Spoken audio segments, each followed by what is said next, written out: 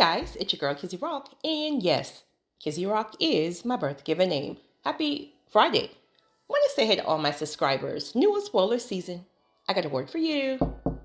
Tap in. Happy Friday, guys. Am I the only one where it feels like it's Sunday?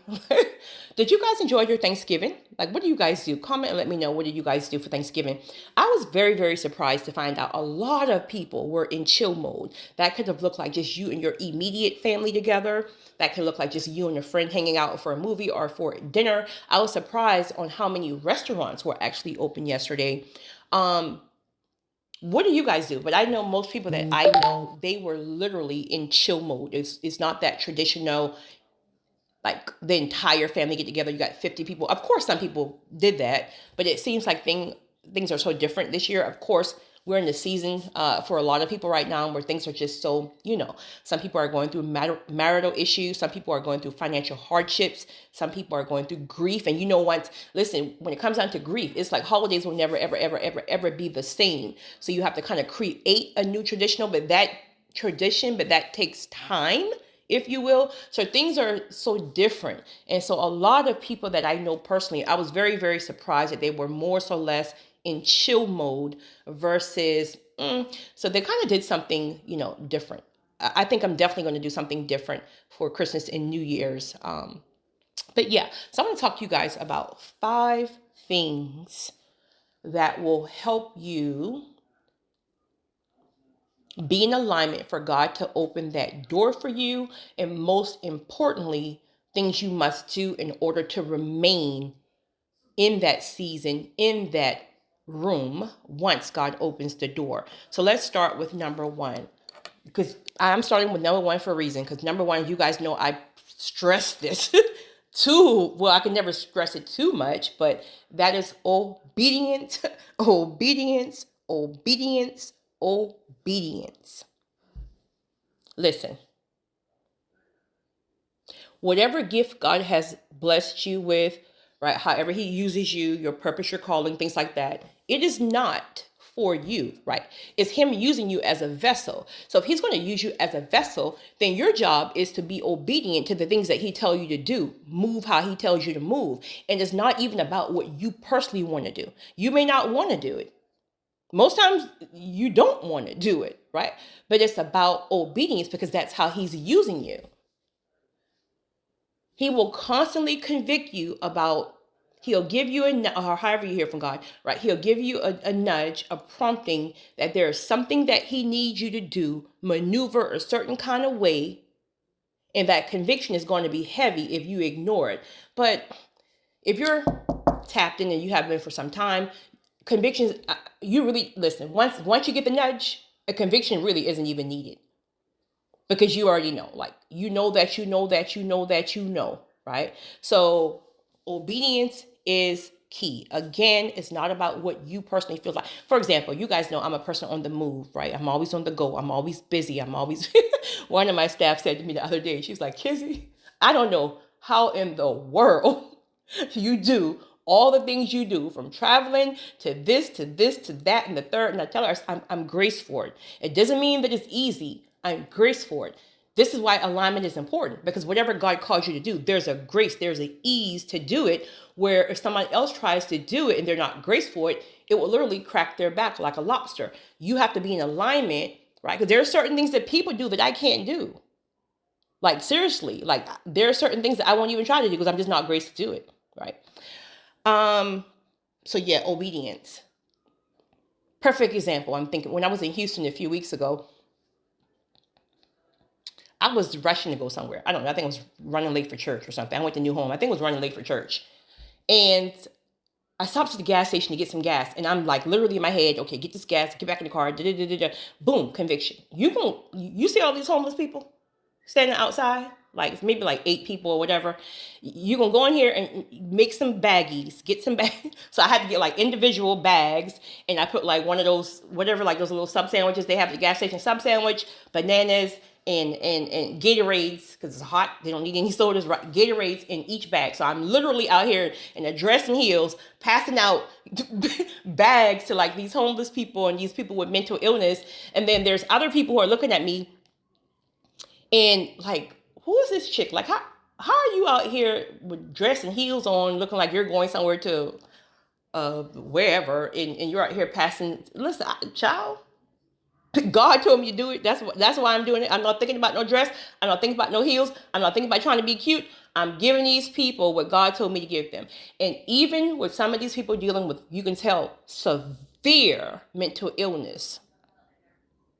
Some didn't even have shoes on in the 100 degree weather, right?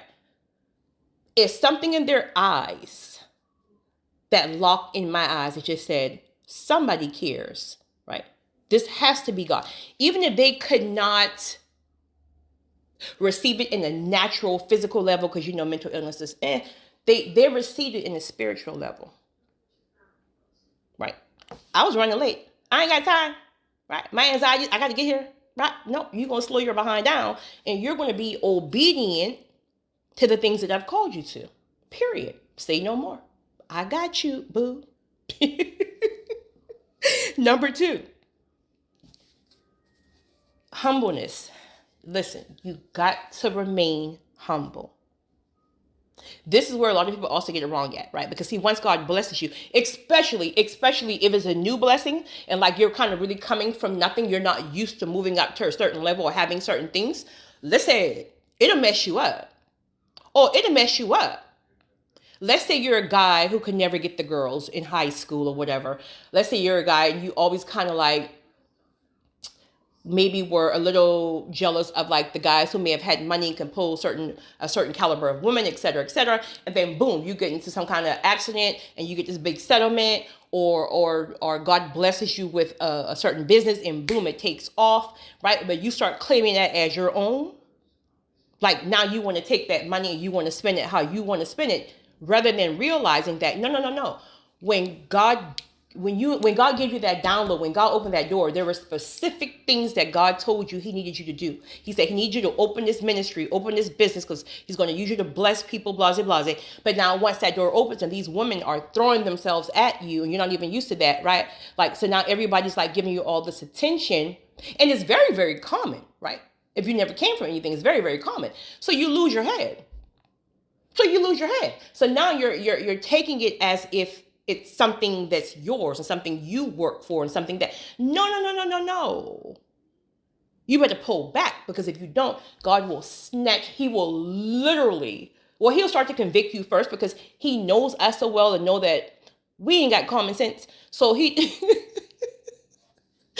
so he convicts us, right? Through however way, but he convicts us to let us know, listen, you slipping, you messing up real bad. But I get it. I understand. You never had, right? You were never taught this. You were never taught financial literacy. You didn't come from. So I get it. I understand. But now I'm going to convict you. I'm going to send a person your way who's going to give you certain words, certain guidance. It is your responsibility to submit and listen to that conviction, because I'm trying to convict you before you mess up and I have to snatch you and throw you all the way back to level 0, right? To develop you some more. And I may, all caps, may bless you again. So we must remain humble. If God gave us the gift, however he uses you, if he give it to you, I mean, how are we going to take credit for it? It's not even ours. It can be a great job. It can be a great ministry. God gave you the idea. God gave you the favor for that door to open. How can you claim it as yours and be all biggity about it, right? And again, listen, we're human. It's a whole learning process. But the whole thing is that, again, when he starts to convict you, you better listen, because trust me, he will snatch it and put you right back down on your face to humble you. And if that means shame, it is what it is. But and I guarantee you, when and if the opportunity comes back a second time, oh, you will steward that thing so perfectly, because you know what it feels like, right? To be thrown back to level 1. Okay, number 3, reciprocity. Reciprocity. That just means I got your back, you got my back. And most times it's going to be in different ways per se. Like somebody may have kingdom currency, right? Like, okay, God told me to invest in your ministry, right? God told me to such and such, such and such. Okay. You may not have that same type of gift or favor, but you may have some praying power. Matter of fact, oh child, my spirit just got ignited. I got a good sis from Nigeria. I think it's pronounced, somebody help me out. Idabon? Ida, oh my goodness, I can never pronounce it. I think it's Idabon, something like that. Ironically, we met on Pastor Bullock's, R.C. Bullock's channel some years ago. She looked out for me in a certain kind of way. I won't even get. Matter of fact, we're going to tell our story one day. Literally, we're going to tell our story one day. And so we just connected, literally, over the years, like a spiritual. Listen, you guys know. Some of you may have experienced this where it can be a person where boom, it's like you're locked in spiritually, like almost instantly. Where most friendships take a while to really kind of like, they feel like you're your spiritual sisters or brothers, right? That type of thing. But make a long story short, over the years, she's now in the States. We haven't met in the flesh yet, but she's now in the States in medical school. And so years ago, God convicted me, prompted me, I should say, to help her get here so she can get in medical school because there's things that she has to go back to Nigeria to do. I don't know if that's what God told her, but I felt like that's what God told me. That's between her and God. But God just showed me certain things. So the goal was to get her here, right? So she, not me, put her through medical school, but to get her here so she can go through medical school. And then eventually he will send her back to do whatever he needs her to do. That was years ago. Every holiday, every other week or whenever she has time now, because she's in medical school, she's extremely busy. I'm talking about emails that are probably, I don't know, 20,000 characters. I'm exaggerating, but expressing nothing but gratitude. And I almost want to feel like, well, that was so long ago, sis, right? Gratitude. I'm on my feet now, but I will never, ever, ever, ever forget. Matter of fact, I share my testimony so others can see how God moves and how God literally positioned people in places to help us as destiny helpers, etc. It's a constant gratitude. The small things, reciprocity. So she has that praying power. I'm talking about that praying power that move. Like when a person prays for you, you can feel it. You can feel the shift. Like can pray for hours at a time, right? I don't have that gift. Right? I don't know. Maybe I haven't developed it yet, but I don't know because my anxiety be anxietying, so I just don't even know that But she got that praying power. That's reciprocity. So when I'm going through certain things, she feel it. Out the blue, she'll email me about certain things, right? Reciprocity. So it doesn't mean that you have what I have or I have what you have. Most times it's going to be different gifts, different way God uses you guys, but it has to be some kind of exchange. One person can't be pulling, constantly withdrawing, and you're putting in zero deposits. So I think it's important because a lot of times with chosen people tend to look at us and think that we have it all, right? Because they only see us the way that God sees us or how God uses us. So they tend to think that because we typically, I guess, think we have the answers. We only have the answers because of the Holy Spirit and we're tapped in, right? Many times we can give you the answers and we don't even have our own answers. So it can be hard for an outside person. That can be like a relationship or just a friendship. It can be hard for the person on the outside to feel like, but what can I even do for you? Because it looks like you have it all. If you talk to any chosen person that seems like they have it all and you asked him, how can you help them? It's going to be something very, very small. It's going to be, I need you as a listening ear, right? I need you, it's small things. And it's going to most likely be gratitude. Just show me that you're grateful, right? Show me that you're grateful. Don't try to take advantage of me. Don't try the small things. So reciprocity. It has to be in exchange. Because let me tell you something. I don't care how good a person's heart is, it will eventually get tired. And one thing about a giving heart, a chosen vessel, when they get tired and they cut you off, usually it's for life. Because God have already, it's something God does in our spirit where he convicts us, and then he takes the desire almost, right? Not for everybody, but he'll take a desire from you for a specific person. And now if that person needs help, even if your own emotions per se want to do it, you can't even move.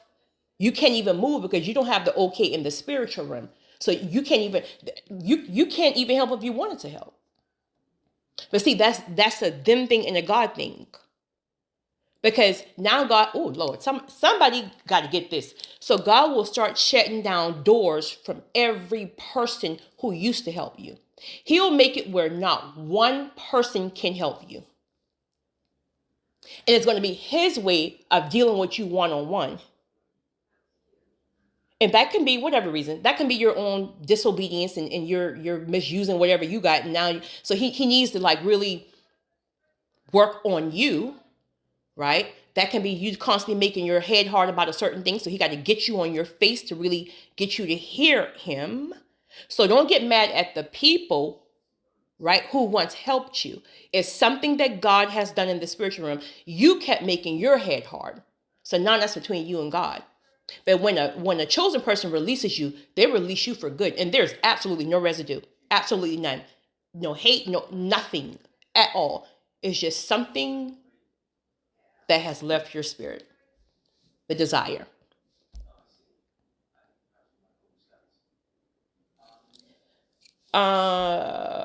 Next thing. I want number what? You guys know how I go with. I think, okay, number 4. I think this, well, I was going to say I would put this right next to obedience, but obedience is like so up there. I don't even think I can like put nothing next to obedience, but I would maybe say second or third, I guess. I don't know, top 3. Definitely gratitude. Gratitude, gratitude, gratitude. I don't care what it is, because something can always be worse. I was having a conversation with a friend of mine yesterday, having the same conversation, because somebody else I was talking to was complaining about Thanksgiving, or complaining about the season that they're in, right? Which, listen, it's valid. It's valid, right? We're human. But sometimes gratitude takes intentionality. Like, you have to sit down and really think that some of the things that you currently have are some of the very things that you once prayed for. The things that are that man is getting on your nerves, honey, right? That woman getting on your nerves. There was a time you prayed for that. And there are other people out here who are still wanting that, right? You're complaining about this, that, and the third. But at the same time, there's somebody who didn't wake up on Thanksgiving yesterday. There's somebody who's literally going through chemotherapy all day during Thanksgiving, right? There's somebody who's literally got evicted in moving things out.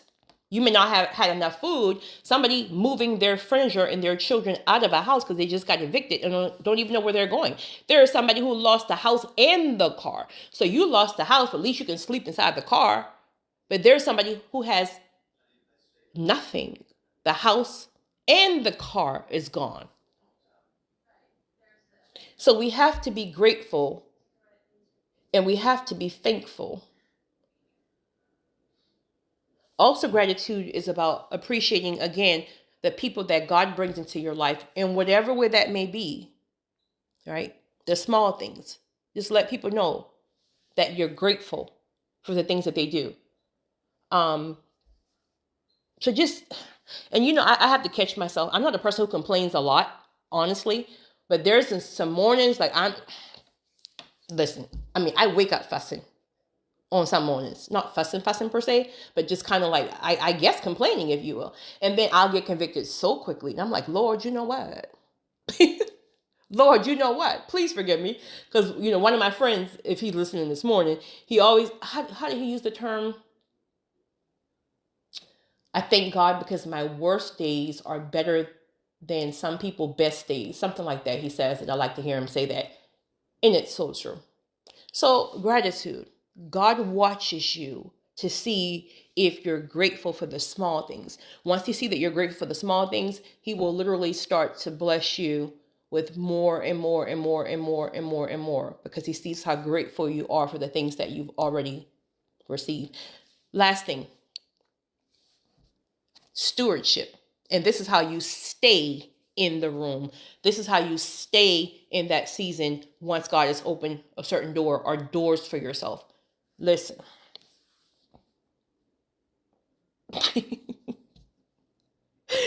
Whew, I had no idea about stewardship some years ago, right?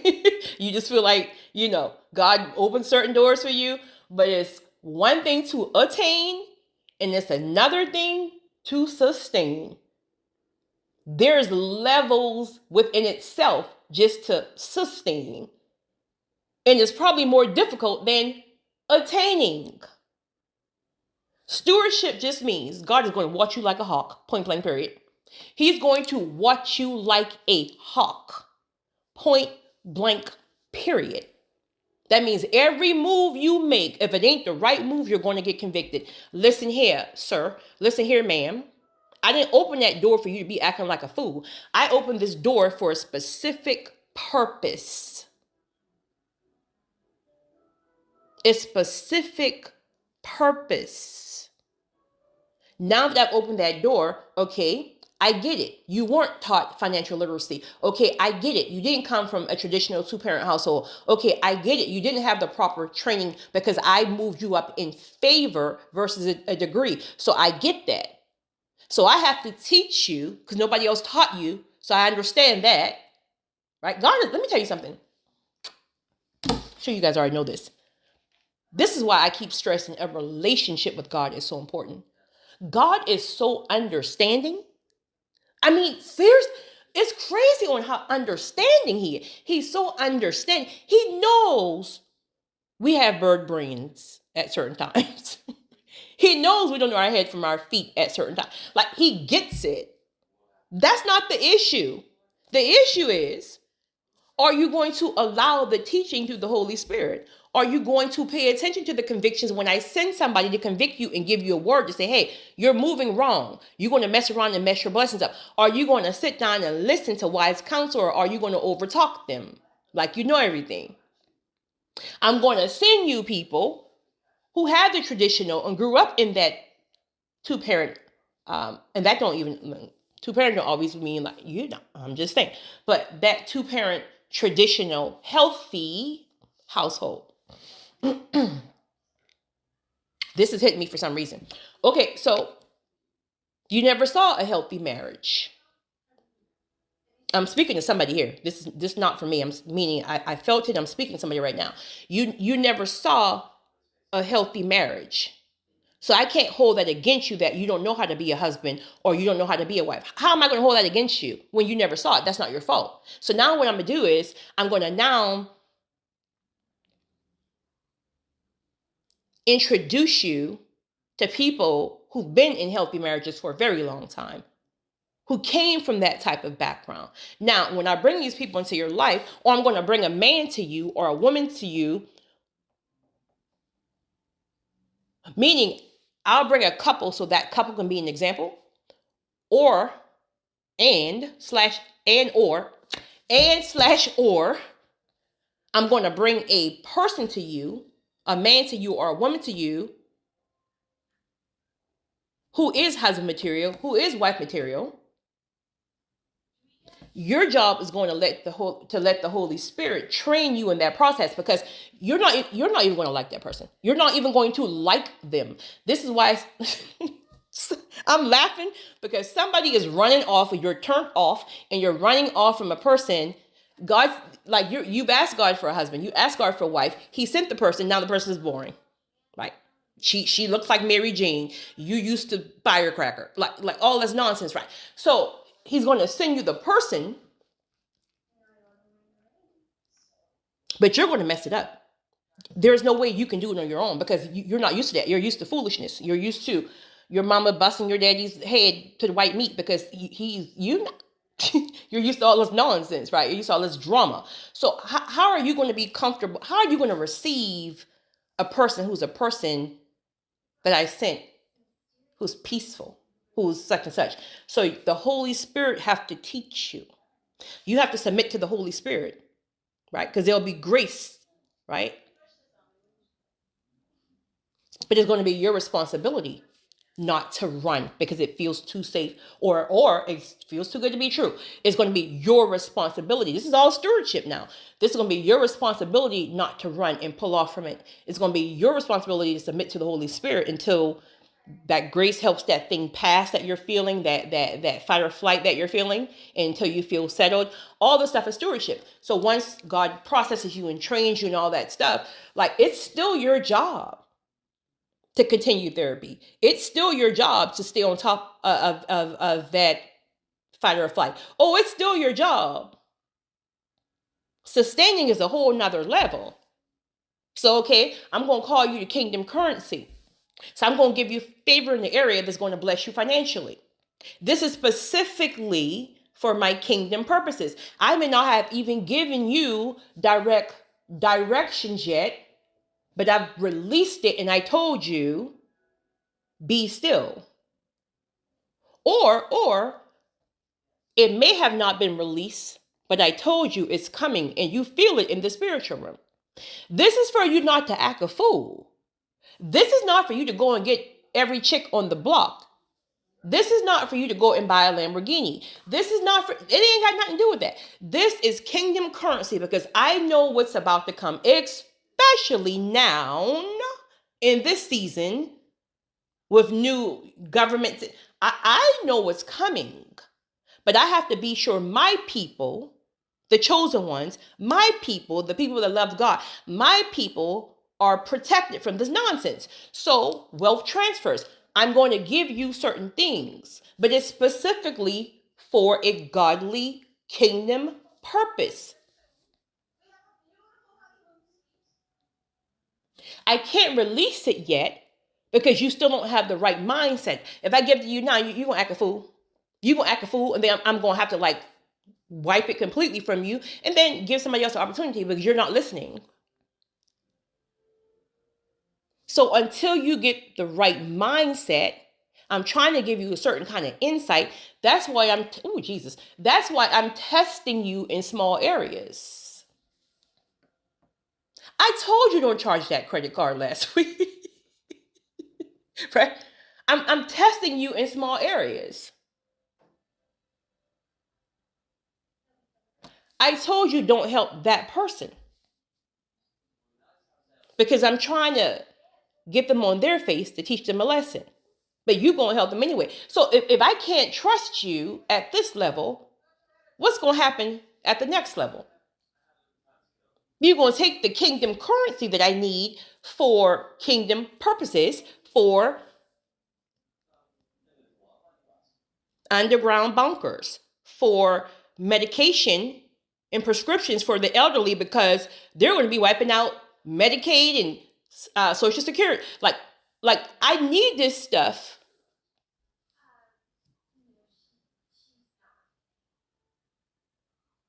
to be secured for a certain purpose and certain reasons. And you over here paying for strippers. You over here buying Lamborghinis. You over here taking care of a man who don't even want to work.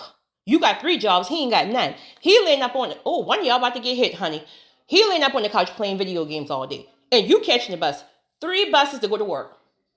And he eating all your churn food. How am I going to bless you financially? Just for him to take it all? Just for her to take it all? Make it make sense. Make it make sense. So all this falls under discipline and stewardship. Meaning he's watching you now in ways before he even bless you. But once it's all literally teaching you and preparing you now. Because when God moves, it's boom. The door opens overnight. Speaking of that, some of you guys who are waiting for certain blessings and you feel like, oh my God, I'm in this season and I can't even see my way out. I can't even see my way out. When the door opens, it's going to boom. It's going to happen instantly. And 9 out of 10 times, I can't say that, but at least for me, 9 out of 10 times, he sends complete strangers. There's 3 strangers that God sent me to just this week alone. People I don't even know. I just boom. There's a prompting. There's a conviction. Boom. Obedience, because I sure don't want to do it, right? Obedience, right? Gratitude. Well, if yours, so if you say do this, I surely will. No questions asked. Stewardship. I open certain doors because I prepared you and I trust you to move accordingly when I tell you to move. Not how you want to move, how I say move. That's stewardship. When you mess up, when I convict you to get wise counsel, when you mess up and I say go back and correct this, all that stewardship. Because you're not going to get it right. You're never going to be perfect, ever. The job is to follow your convictions and your guidance from the Holy Spirit, whatever the Holy Spirit tells you to do. So that's it, guys. So again, gratitude, humbleness, reciprocity, obedience, and stewardship. You guys have a great weekend. Let you go. Kizzy Rock.